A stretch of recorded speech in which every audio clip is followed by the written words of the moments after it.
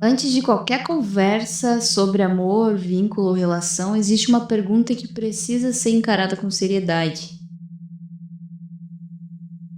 Quem é você quando ninguém está decidindo por você?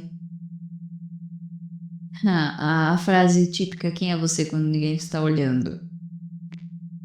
Eu sou Amanda Matos, quem vos apresenta é Lucila. Eu adoro trazer a minha legião de camadas e de fragmentos que tem dentro de mim. Mas eu sou a criadora do podcast Conscientemente. Seja bem-vindo. E a gente está aqui desbravando a série de individuação. Antes de amar, existir. Esse é o episódio 1, de nome Ser Indivíduo não é ser isolado, é responder pela própria existência. Esse episódio, ele nasce dessa pergunta: quem é você quando ninguém está decidindo por você?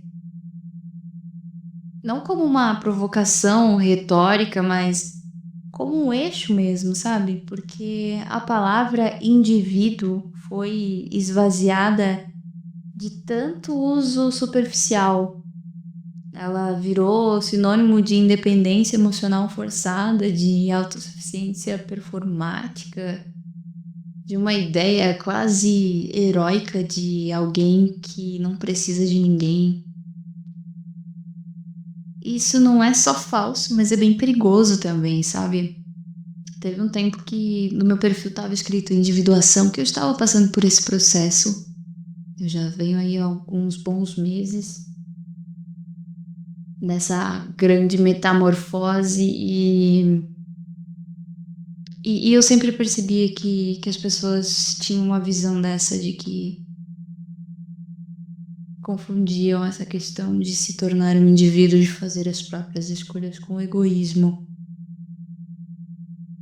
E ser indivíduo não tem a ver com se fechar, endurecer ou se tornar inacessível. Tem a ver com assumir a própria existência como algo que não pode mais ser empurrado para o colo do outro, da família, da sociedade ou do acaso mesmo, do destino. Quando eu digo que ser indivíduo é responder pela própria existência, eu estou falando de um deslocamento interno muito concreto, que é você sair da posição de quem reage à vida e ocupar a posição de quem responde por ela. E responder aqui não num sentido moralista. Adoraria falar sobre o moralismo, porque eu tenho vários pontos em relação a isso, mas o episódio não é para isso. Mas é num sentido existencial mesmo. Assumir as escolhas que te sustentam, que sustentam a sua vida, inclusive as que você evita, que também são escolhas. Você não decidir, você não escolher também é uma escolha.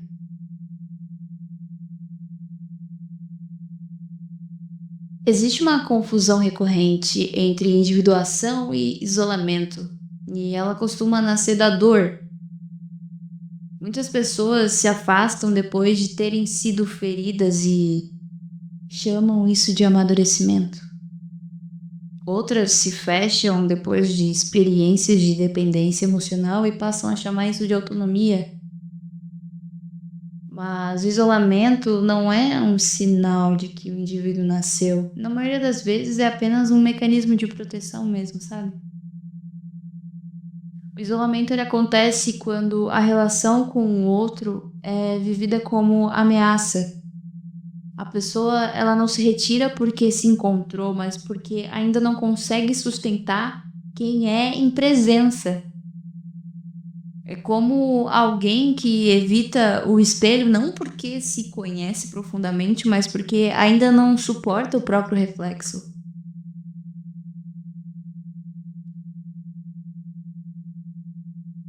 A individuação é um processo oposto.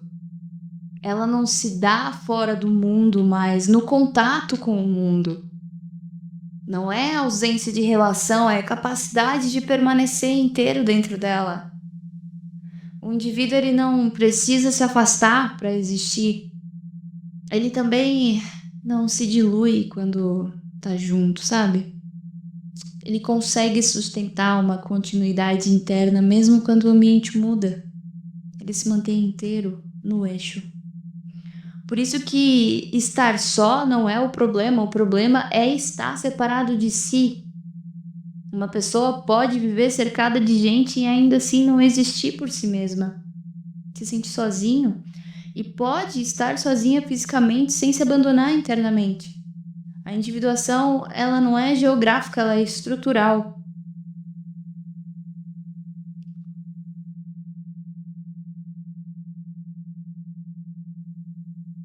Quando eu digo que a individuação é estrutural, eu tô falando de algo muito específico, do lugar a partir do qual você existe.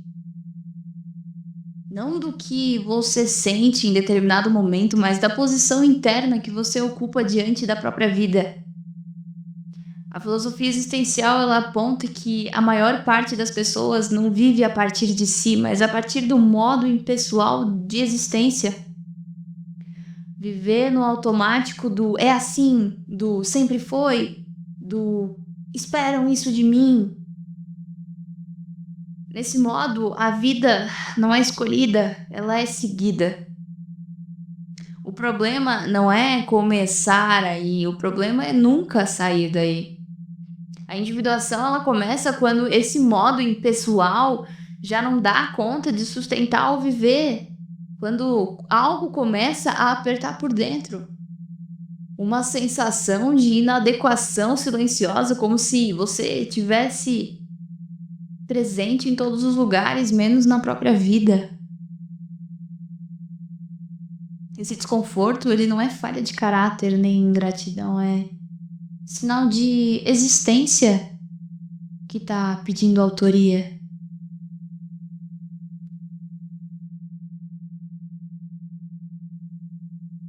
Do ponto de vista existencial, uma das maiores tentações humanas é não escolher.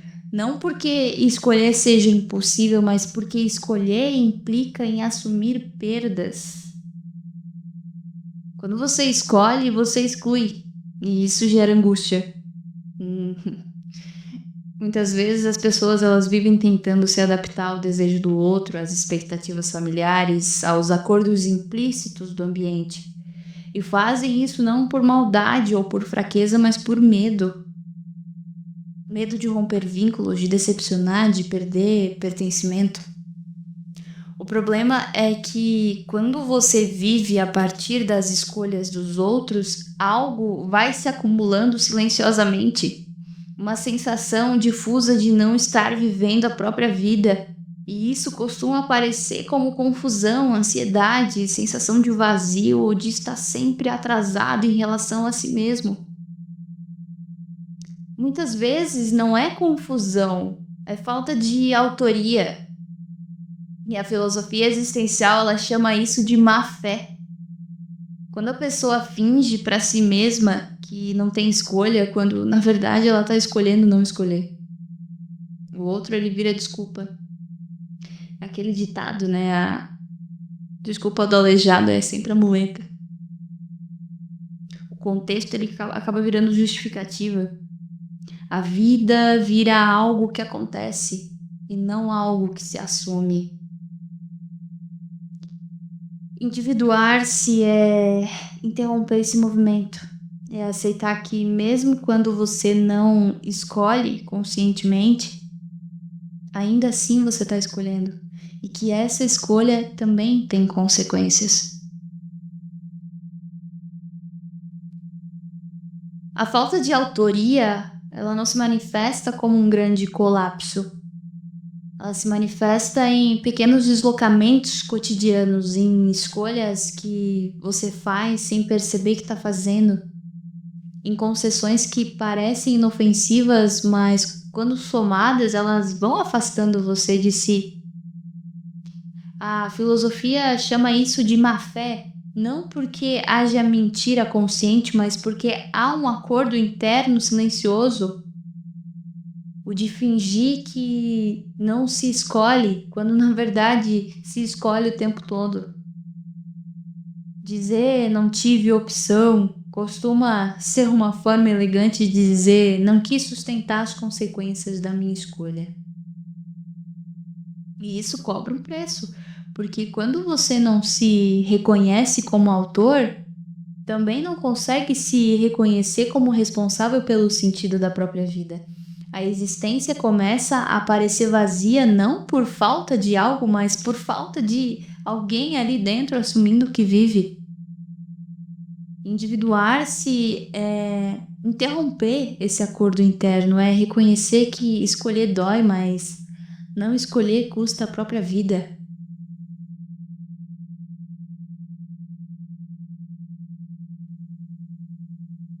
Existe um aprendizado cultural muito profundo que associa a individuação ao egoísmo, como se existir por si fosse automaticamente ferir o outro, como se sustentar a própria verdade fosse incompatível com amar. Mas essa associação, ela não se sustenta quando a gente observa com mais cuidado as dinâmicas reais das relações. Quando não se sustenta internamente, tende a exigir do outro aquilo que não consegue oferecer a si mesmo. Quem não tem chão próprio transforma o vínculo em lugar de compensação. E a dependência emocional, ela não nasce do excesso de amor, mas da ausência de individuação. Quando o outro vira responsável por regular o seu valor, o seu humor, o seu sentido de existir, o vínculo deixa de ser encontro e vira sobrevivência. A individuação, ao contrário do que se pensa, não rompe laços. Ela os torna possíveis. Esses laços, eles não viram amarras, não viram nós. Porque só quem existe por si consegue se relacionar sem cobrar do outro que o complete. Só quem se sustenta consegue amar sem se sacrificar inteiramente ou exigir sacrifício.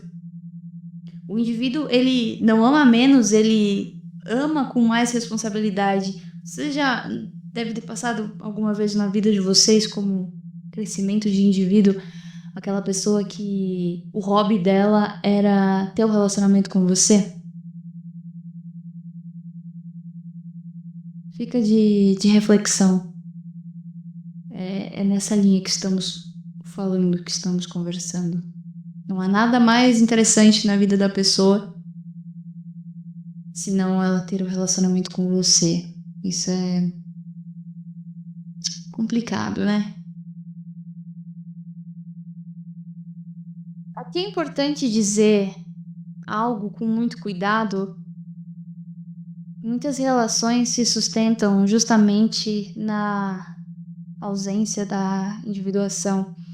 Elas funcionam porque um ocupa o lugar que o outro não consegue ocupar em si. E quando isso acontece, o amor ele deixa de ser encontro e ele vira compensação.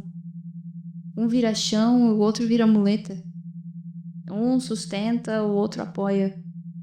E isso pode até funcionar por um tempo, mas não amadurece. A dependência afetiva não nasce de intensidade demais, nasce da falta de centro. Quando eu não existo por mim, eu preciso que o outro me diga quem eu sou, onde eu estou e se ainda faço sentido. Que responsa, não é? A individuação, ela não ameaça o vínculo, ela ameaça apenas os vínculos que exigem que alguém desapareça para que o outro se mantenha inteiro. Só dois indivíduos conseguem se encontrar de verdade. O resto é fusão, necessidade ou até medo de ficar só.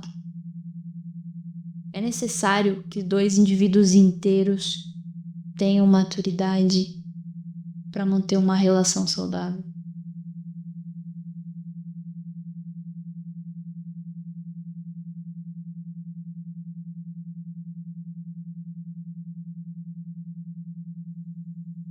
E assumir a existência, ela não traz imediatamente alívio, muitas vezes traz angústia.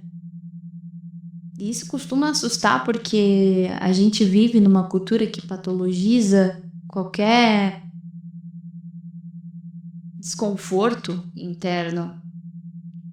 E a angústia nesse contexto não é sinal de falha, é sinal de transição. Eu sempre digo que esses medos, essas sombras que a gente acaba tendo na vida, a gente pode estar utilizando como portal, a gente pode transmutar essa energia. A gente pode até falar mais pra frente como que a gente faz esse tipo de coisa.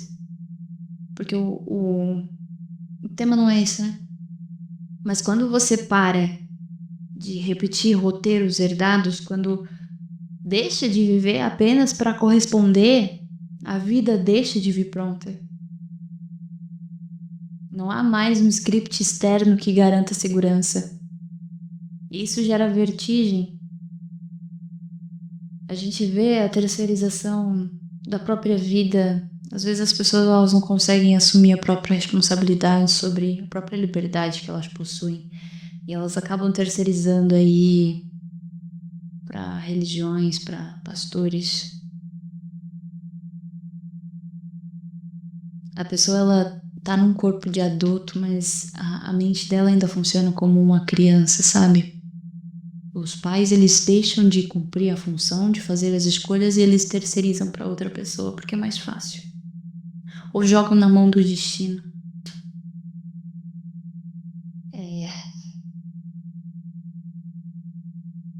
A angústia aparece porque agora ninguém mais está vivendo por você.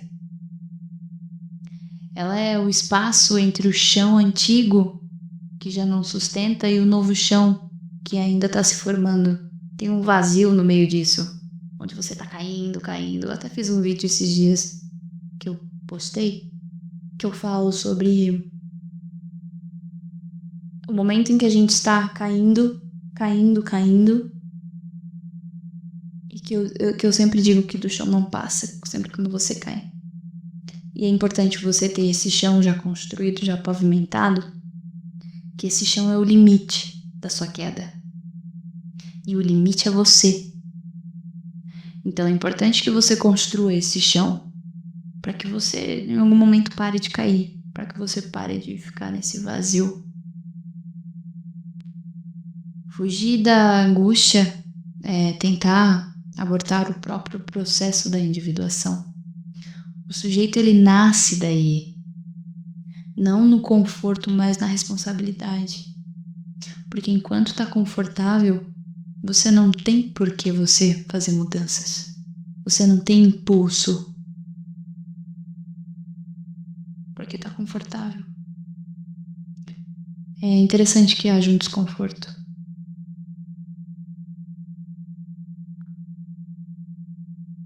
A angústia que surge nesse processo não é um erro do caminho. Ela é o próprio caminho se abrindo. É o momento em que as referências externas já não organizam tudo e a vida deixa de vir como instruções claras. Antes, alguém dizia quem você deveria ser. Antes, alguém havia expectativas que guiavam as suas decisões. Antes, bastava com responder. Quando isso cai, sobra você, sem garantias. E é exatamente aí que muita gente tenta voltar atrás. Busca distração, anestesia, explicações rápidas, qualquer coisa que devolva a sensação de chão, mas esse chão antigo já não sustenta. A angústia aqui não pede solução imediata, ela pede presença, pede que você permaneça tempo suficiente para que um novo modo de existir possa se formar.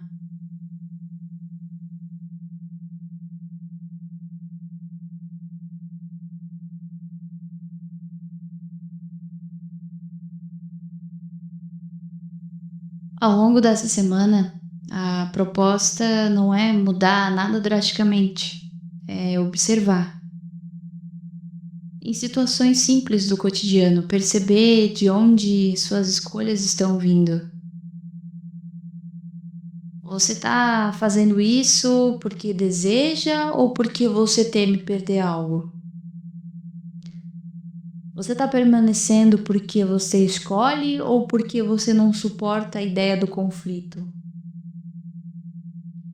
Se ninguém esperasse nada de você, essa decisão ainda faria sentido? Essas perguntas, elas não são para gerar culpa, porque a culpa ela paralisa, fecha, estagna. Essas perguntas são para abrir clareza, porque a clareza ela devolve a autoria.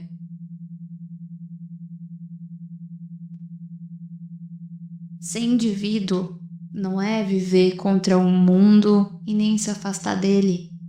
É parar de viver em fuga de si. É reconhecer que ninguém pode existir no seu lugar e que essa responsabilidade, apesar de pesada, é também o que torna a vida verdadeiramente sua. Só depois disso o amor deixa de ser tentativa de salvação e passa a ser escolha.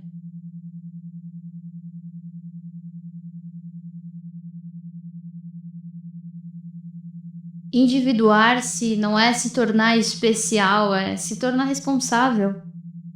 Responsável pelo que você sustenta, pelo que repete, pelo que evita, pelo que escolhe, mesmo quando ninguém está olhando, mesmo quando não há validação. Esse é o ponto que existir deixa de ser algo que acontece e passa a ser algo que se assume. É só a partir daí que o amor deixa de ser tentativa de salvação.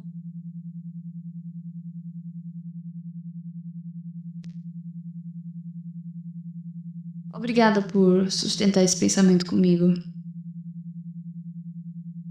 Conscientemente é um espaço para quem está disposto a existir antes de amar e amar sem desaparecer. Eu sou a Lucila e no próximo episódio a gente segue aprofundando esse caminho. Quando o existir em si começa inevitavelmente mudar a forma como a gente se relaciona. Fique bem e até lá.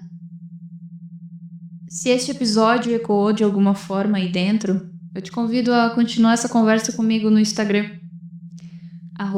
@luz.sila. No post desse episódio, compartilhe em que ponto da sua vida você percebeu que precisava começar a existir por si. A gente se fala por lá. Este é o Conscientemente, apresentado por Lucila e criado por Amanda Matos. Até o próximo episódio, onde seguimos despertando o que é essencial. Fique bem e até lá.